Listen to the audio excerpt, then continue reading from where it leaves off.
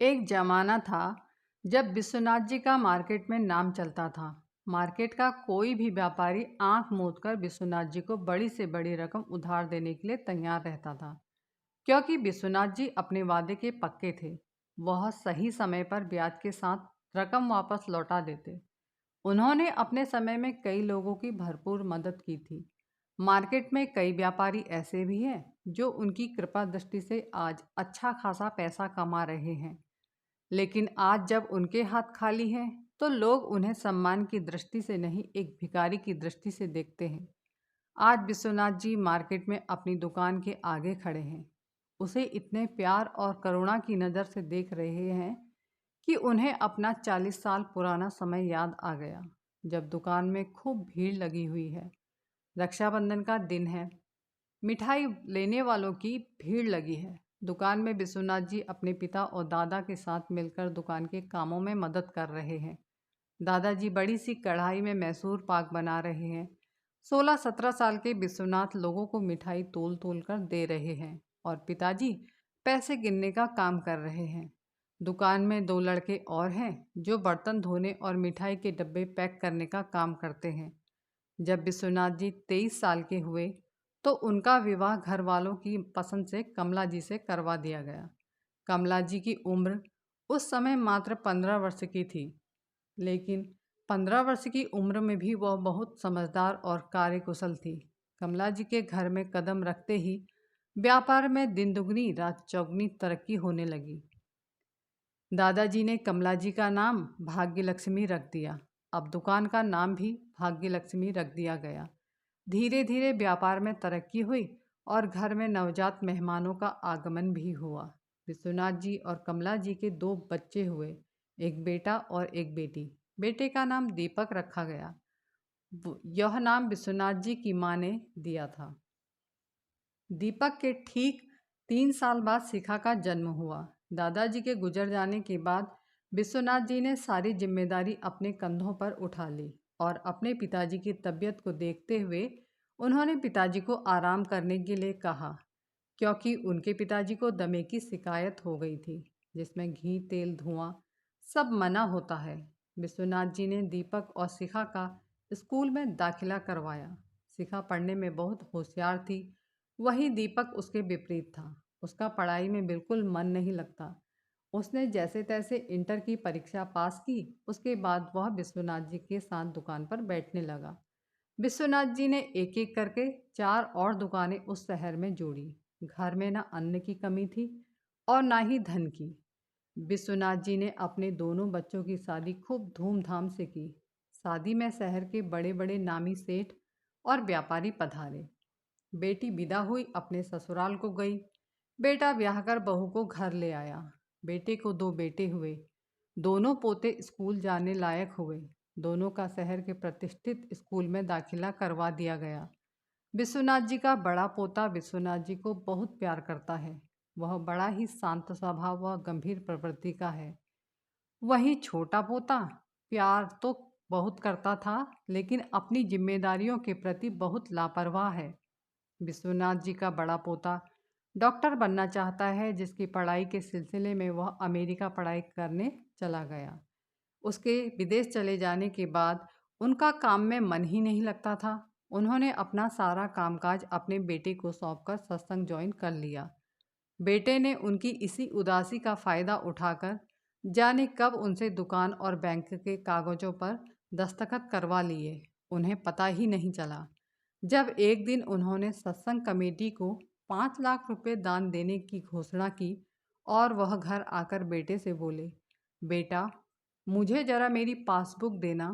तब बेटा बोला, क्यों पिताजी?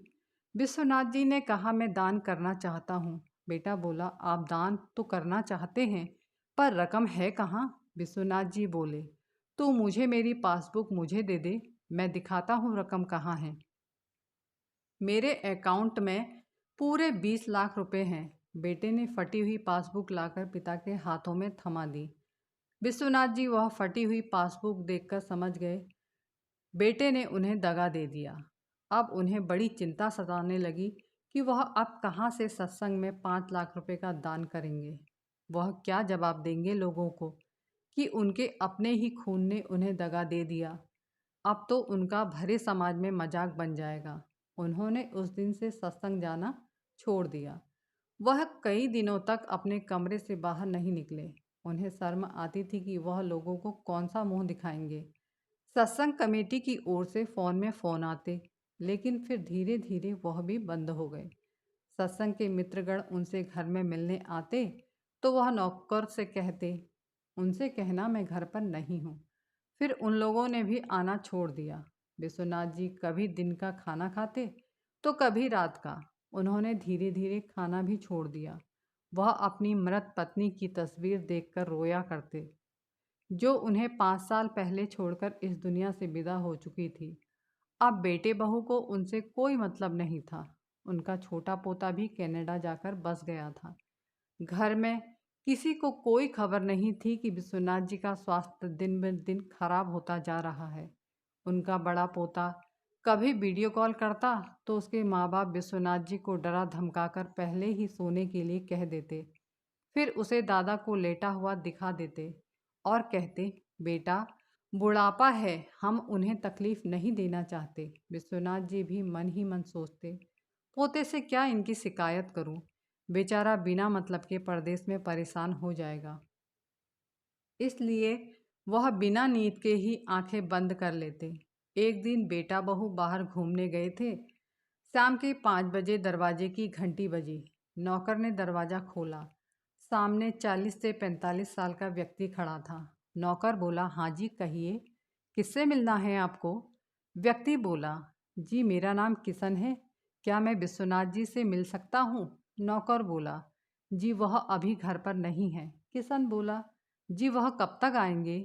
नौकर बोला, पता नहीं, बताकर नहीं गए हैं। यह सुनकर किशन ने विदा ली। नौकर भीतर गया। विश्वनाथ जी बोले, कौन था दरवाजे पर? नौकर बोला, कोई किशन नाम का व्यक्ति था, आपसे मिलना चाहता था, लेकिन मैंने साफ साफ मना कर दिया कि आप घर पर नहीं हैं। विश्वनाथ जी बोले, ठीक किया।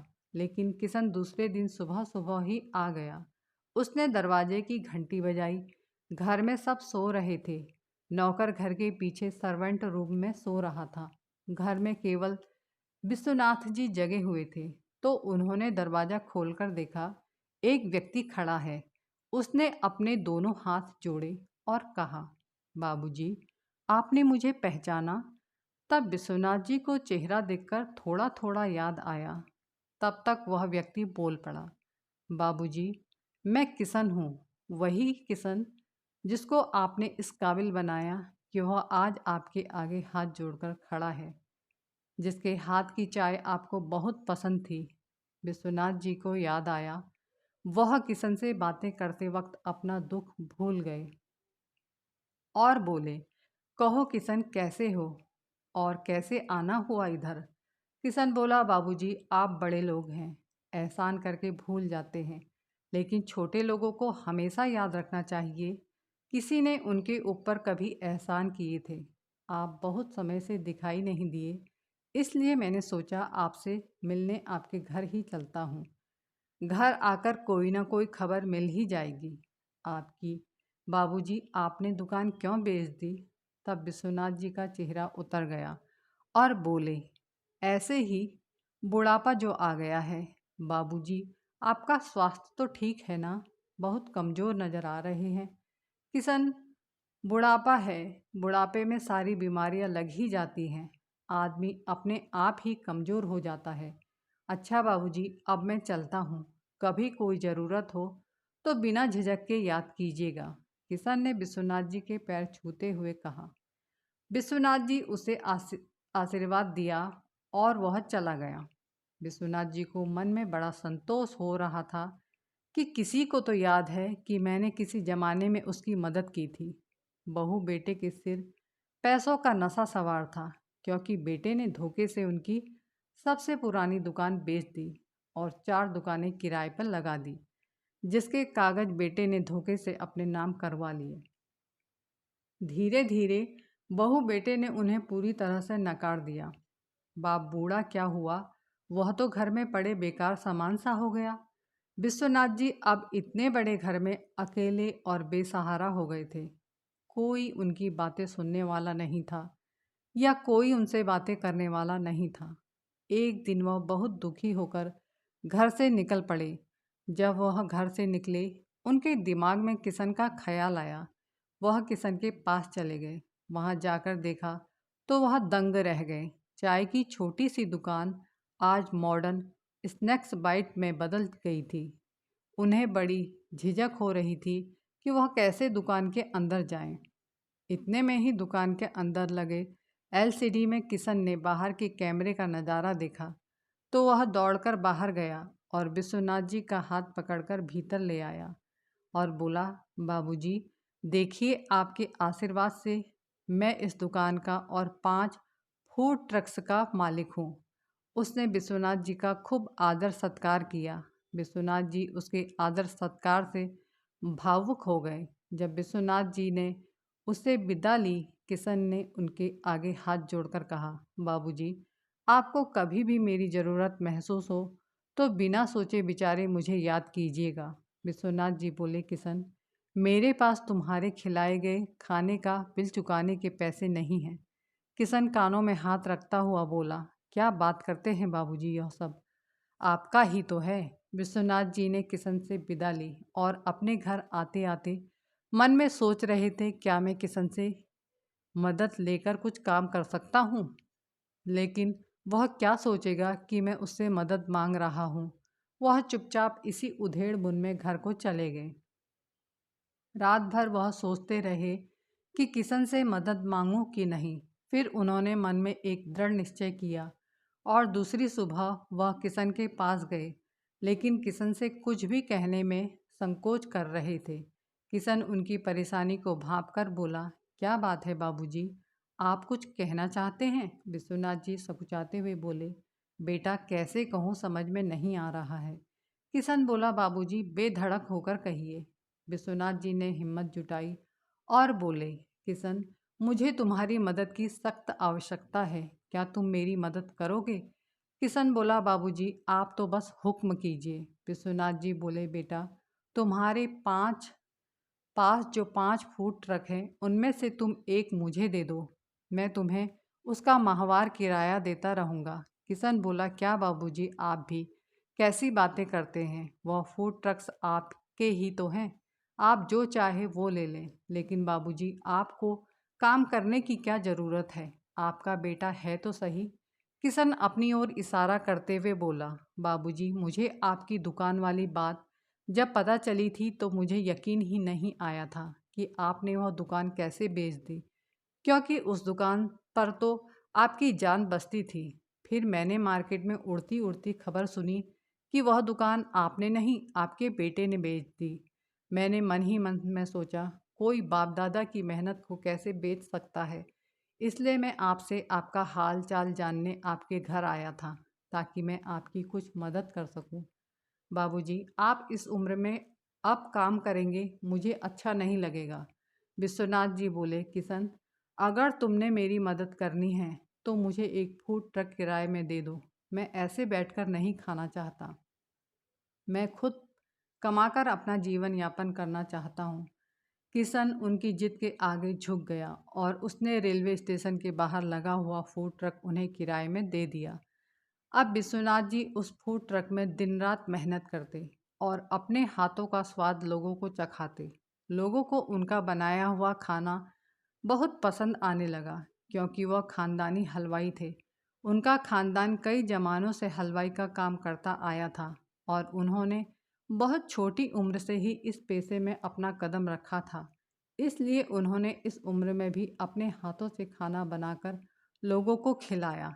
एक दिन फूड ट्रक में खाने वालों की लाइन लगी हुई थी। एक नौजवान ने आवाज़ दी, बाबा, ज़रा एक सैंडविच मुझे भी देना प्लीज़। विश्वनाथ जी इतने व्यस्त थे कि उन्हें सर उठाने की भी फुर्सत नहीं थी।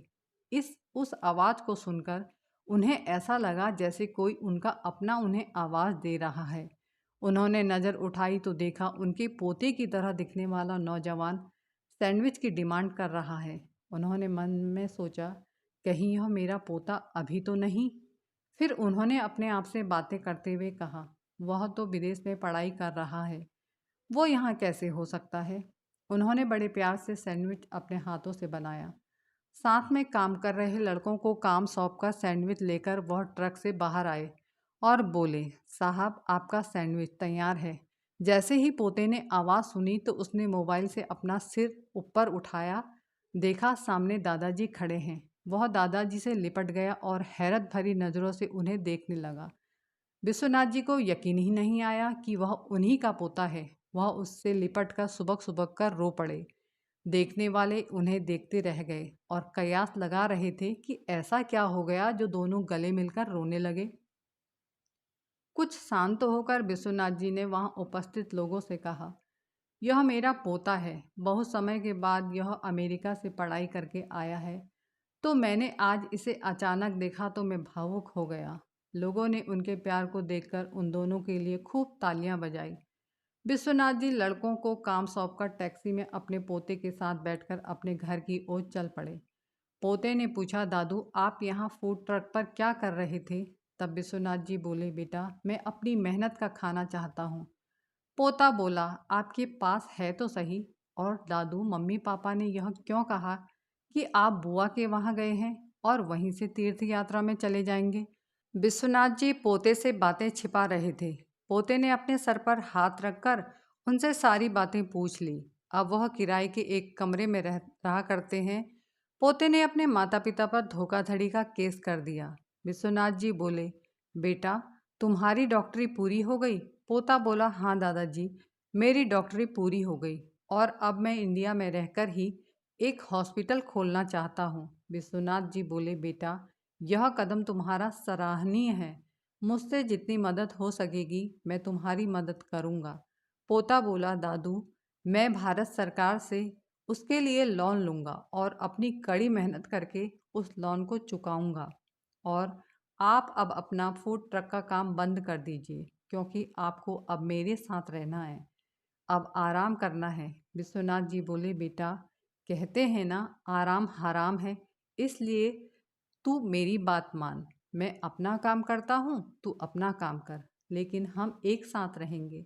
मैं खाली बैठे बैठे बोर हो जाता हूँ, इसलिए फूड ट्रक में मेरा मन लगा रहता है। पोते ने भारत सरकार से लोन लेकर एक बहुत बड़े हॉस्पिटल का निर्माण करवाया और उसने लोगों का इलाज शुरू किया। उसका हॉस्पिटल बहुत अच्छे से चलने लगा। वहीं दूसरी ओर दादाजी का फूड ट्रक भी बहुत अच्छे से चल रहा था। दोनों अपनी ज़िंदगी में बहुत ज़्यादा व्यस्त थे, लेकिन रात का खाना वह एक दूसरे के साथ खाते थे। विश्वनाथ जी के बेटे बहू को जब यह पता चला कि उनके बेटे ने उनके ऊपर धोखाधड़ी का केस किया है, तो वह अपने बेटे को मनाने के लिए उसके पास आ गए। लेकिन बेटे ने मना कर दिया। उसने कहा, मुझे आपका एक रुपया भी नहीं चाहिए, मैं अपनी मेहनत से जो चाहे पा सकता हूँ। लेकिन आप लोगों ने मेरे दादाजी की सारी मेहनत पर अपना कब्जा जमा लिया, इसके लिए तो आपको सज़ा मिलनी ही चाहिए। सज़ा का नाम सुनते ही बहू और बेटे ने विश्वनाथ जी के पैर पकड़ लिए। विश्वनाथ जी ने पोते से कहा, बेटा अब हमारे पास सब कुछ है, हमें किस चीज़ की ज़रूरत है, इन्हें माफ़ कर दे। लेकिन पोते ने उन्हें माफ़ नहीं किया। केस अभी भी कोर्ट में चल रहा है। कहानी देखने व सुनने के लिए आप सभी का तहे दिल से धन्यवाद। अगर आपको कहानी पसंद आई हो तो कष्ट करके मेरे चैनल को सब्सक्राइब अवश्य कीजिएगा। साथ में लाइक का बटन दबाना मत भूलिएगा। कहानी अपने मित्रों को, अपने दोस्तों को शेयर अवश्य कीजिएगा। धन्यवाद।